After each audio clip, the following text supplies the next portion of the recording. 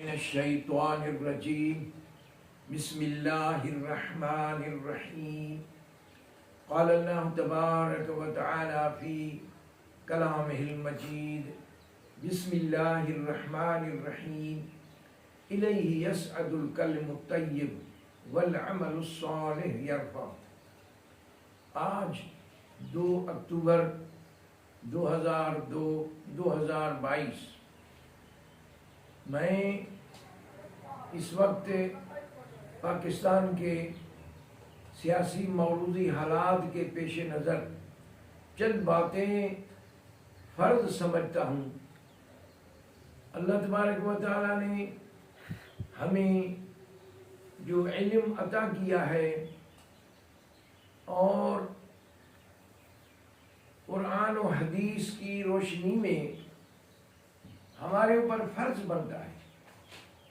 اس اعتبار سے قرآن مجید میں خدا نے فرمایا انما یخشی اللہ من عبادہ العلماء۔ علماء کا کام ہے کہ وہ خوف خدا سے ہر کام کریں۔ وہ عالم نہیں ہے جو خوف خدا نہیں رکھتا۔ اسی طرح سرور عالم لیڈر آف دی ورلڈ رحمت للعالمین صلی اللہ علیہ وآلہ وسلم نے فرمایا ہے انما العلماء ورثۃ الانبیاء، انبیاء کے علماء وارث ہیں۔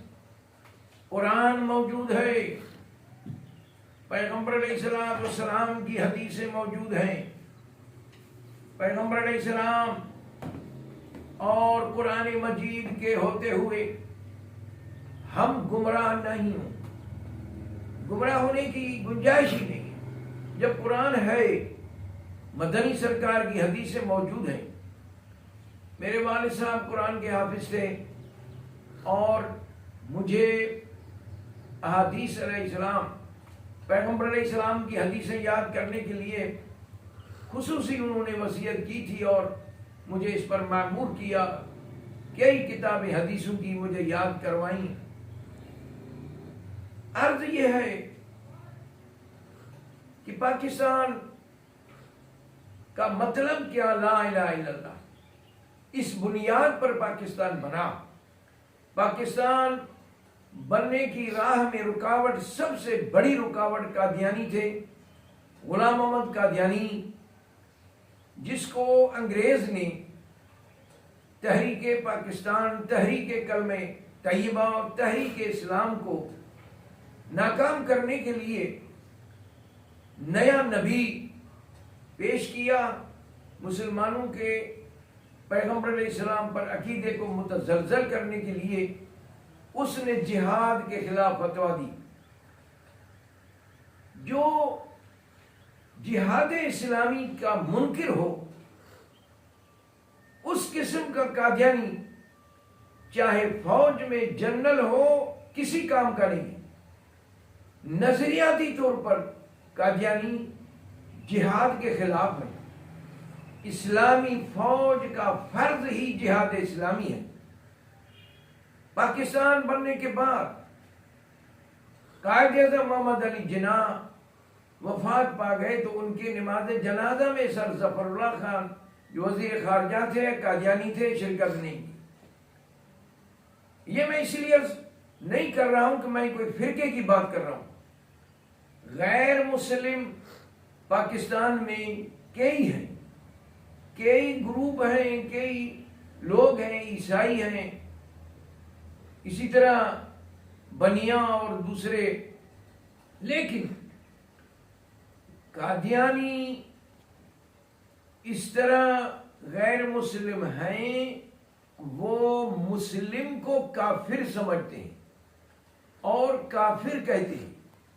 نہ صرف اپنے آپ کو مسلمان کہتے، مسلمانوں کو کافر کہتے۔ لہذا پاکستان کے اندر آج تک کلمے اور قرآن سے پاکستان کو دور رکھنے میں اصل کردار، بد کرداری قادیانی کی۔ سب سے بڑی غلطی یہی تھی کہ سر ظفر اللہ کو وزیر خارجہ کیا گیا اور اس نے کی پوسٹوں پر پاکستان کے اندر قادیانیوں کو مسلط کیا. آج تک اصل مسئلہ قادیانی ہے. جنرل اعظم نے جو مسلم علماء کرام خاتم النبیین کا عقیدہ رکھتے تھے ان کو سزائیں دی، جیلوں میں ڈالا. مولانا سید ابوالعلا مودودی مرحوم کو پھانسی کی سزا سنائی، بعد میں عمر قید، بعد میں پھر رہائی ہوئی. اسی طرح جو دوسرے جنرل آئے، ایوب صدر آئے پاکستان، سندھ کا پانی بیچا، سنتاس معاہدہ کیا. ضیاء صاحب نے ان کو بھی چلانے والے قادیانی تھے. اس نے پاکستان کی امت کی وحدت کو پارا پارا کیا. یہ ایم کیو ایم اور دوسری قوم پرست تنظیمیں جس گورنر حکیم سعید نے اہل کراچی کو کہا تھا کہ تم اس بت کو پوج رہے ہو جس کو یہودیوں نے تراشا ہے، اس گورنر حکیم سعید کو قتل کیا گیا، صحافی قتل کیے گئے، نعت خوان صابری قتل کیا گیا. ان قاتلین کے پیچھے دیکھا جائے تو جنرل مشرف اور اس کے پیچھے قادیانیوں سے جب تک پاکستان آزاد نہیں ہوگا اس وقت تک پاکستان اپنی مقصدی زندگی نہیں پا سکے گا. اس وقت لانگ مارچ آزادی کی پی ٹی آئی کے عمران خان چلا رہے ہیں اور کافی لوگ اس میں شریک ہیں.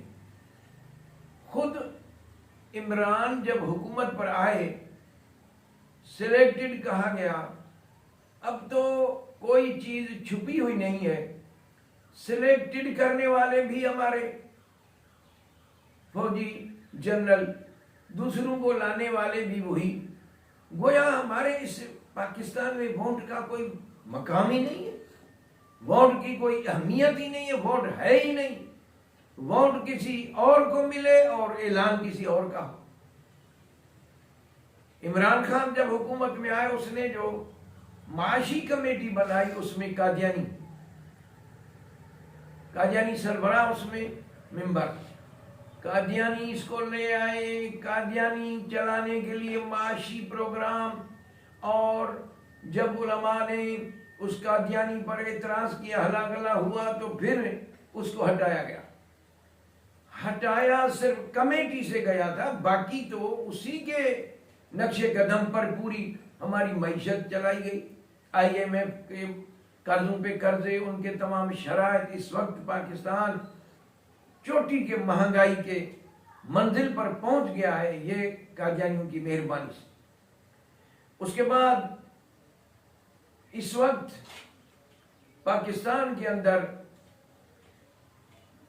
ضروری سمجھتا ہوں عرض کروں کہ جیسے ہمارے سندھ کے گورنر نے نکاح نامے کے اندر یہ درج کرنے کا حکم صادر کیا ہے کہ خاتم النبیین کا لفظ اس میں لکھا جائے.